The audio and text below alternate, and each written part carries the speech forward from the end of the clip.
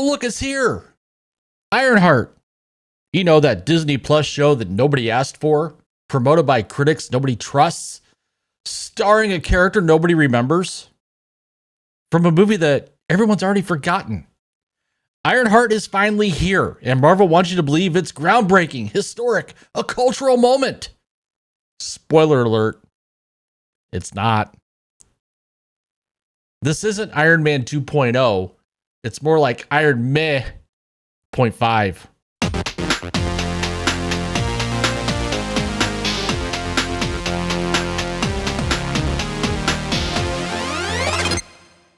Well. Look what Mickey Mouse dragged out of the Disney Plus basement.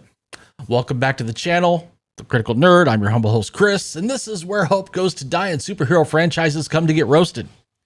Today's disaster, Ironheart, or as I like to call it, Iron Flatline. Hit that subscribe button, ring the bell, because the latest Marvel content coma makes the Eternals look like Citizen Kane, and trust me, after reading these reviews, you're going to need a therapy dog and a stiff drink. So Marvel's Ironheart finally dropped onto Disney Plus like a soggy vibranium burrito. 6 episodes of teen angst, techno-babble, and budget tier villains.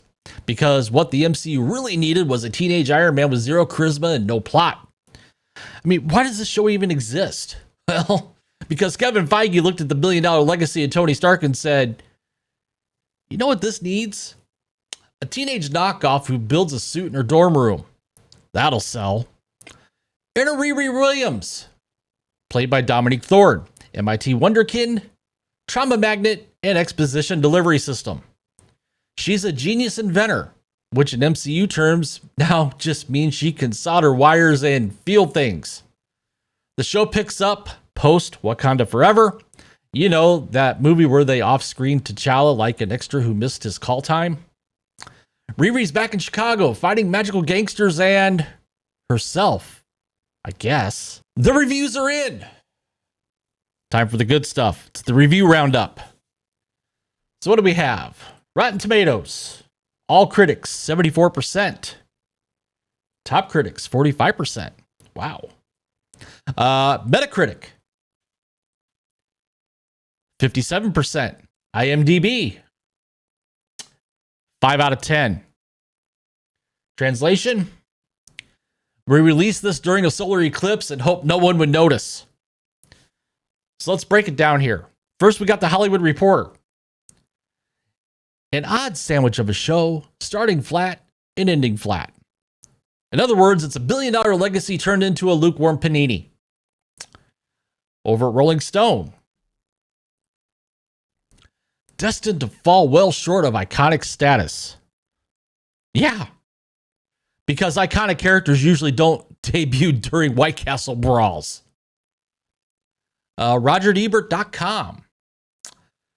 Too many subplots dilute her arc.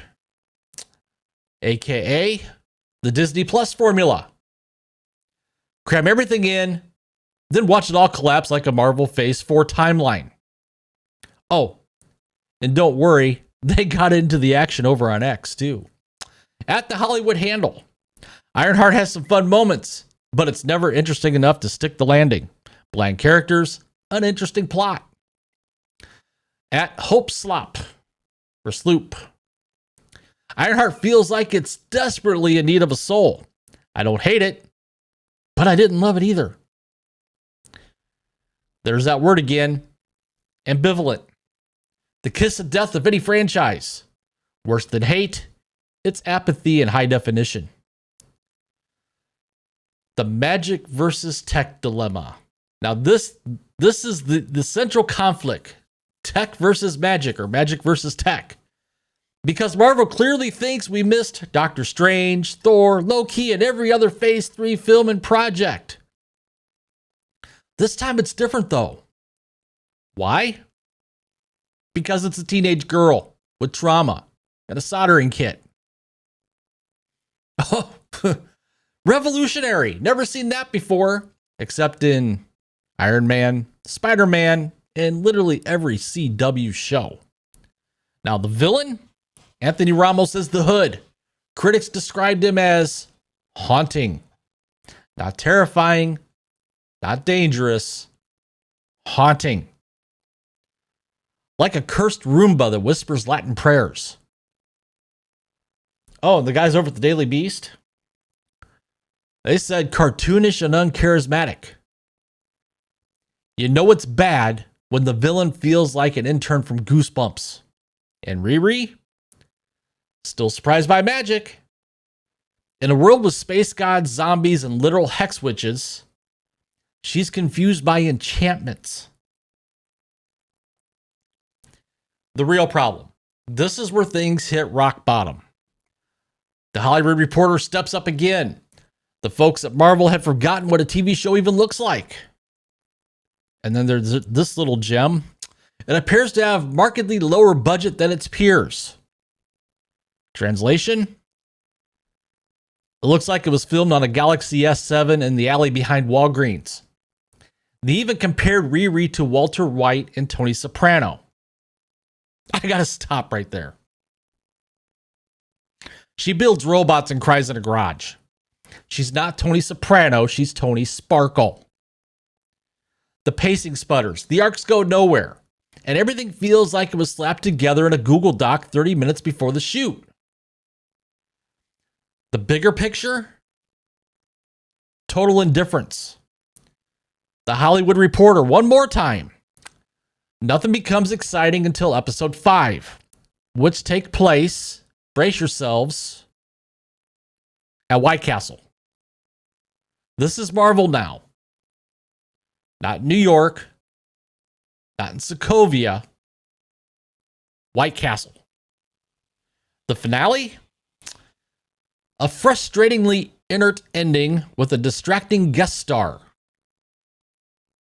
AKA, please clap. This show was supposed to drop in 2023. Then it got pushed back to 2024. Now it's finally being dumped now in 2025. Like expired Phase 5 leftovers.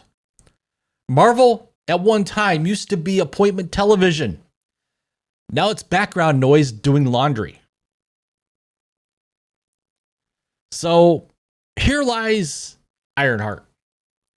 A series so forgettable that even its own defenders sound like they're reviewing a company HR video. It's not good. It's not awful. It's just there. The very definition of content. The MCU at one time once inspired wonder. Now it's trying to sell you on a teenage soldering prodigy as the next big thing. Spoiler alert, it's not. But hey, we got some fun reviews and one epic White Castle fight, so it's got that going for it. So here's to Ironheart, resting comfortably beside She-Hulk, Echo, and the rest of Phase 5's flaming trash heap. So don't forget to like, subscribe, hit that notification button, and comment down below.